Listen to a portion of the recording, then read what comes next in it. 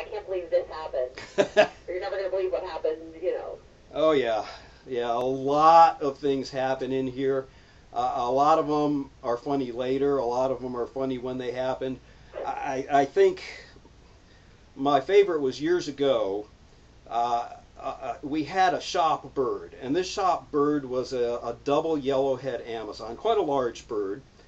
And as it turned out, he only liked men. In fact, particularly blonde men. He'd do anything for a blonde man, but he hated women.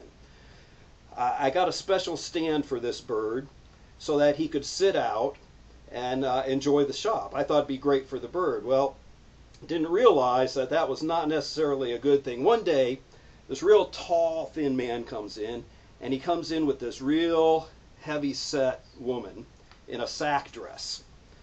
And he's talking to me about aquariums, and she spots the bird.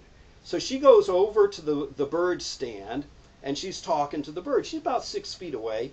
And so I warned her. I said, ma'am, just be careful because he doesn't like women very much. So I keep talking to the man about his aquarium, and she starts getting closer and closer to the bird stand. So I warned her again. I said, ma'am, be very careful because he might bite you. He doesn't like women. She kept getting closer and closer. Next thing I know, she's bending over right in the bird's face. A second later, before I could say anything, this bird leaps off of the stand right onto her face, grabs her nose with his feet, and is trying to bite the top of her head. She screams. All I see is this woman in this big green sack dress with her arms out, spinning back and forth. Ah! Ah! With this big green bird on her face. I don't know what to do. All I'm thinking is, oh my God, lawsuit, lawsuit, oh God. Her husband steps over in a flash, whap! Knocks the bird right off of her face. I grab the bird, I put it back on the stand, I cover it with the cage, and I'm thinking, oh my God, I'm ready to apologize profusely. The man looks at her and says, what is wrong with you? What is wrong with you? He told you twice a bird doesn't like women. What do you think you're doing? All I remember is I see in my mind is this big, huge woman. I'm telling you, she must have been 300 pounds. Oh! When I watch that, I'm going to be dying. That'd be great. So, Larry, last thing, what about your personality? How would your friends describe your personality? How would George describe your personality?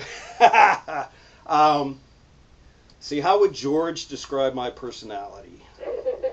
George would say that I am easygoing, Yes. very trusting, to the point of being too trusting, incredibly honest, Avoids confrontation. avoids confrontation at almost all costs, and works too much.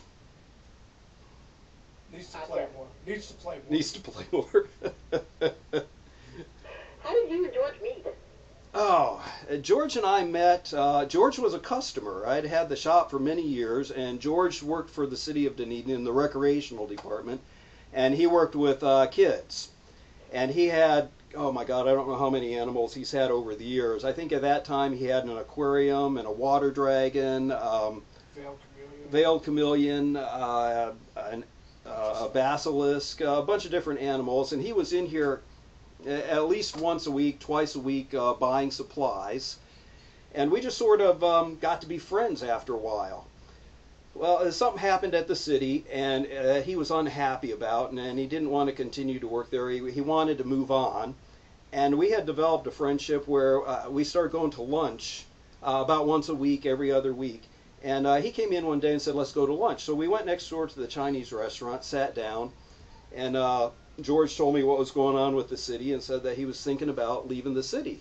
And so I asked him, well, what are you going to do? And he said, well, I've been thinking about it, and I think that I'd like to work for Pet Safari. I said, what? He said, yeah.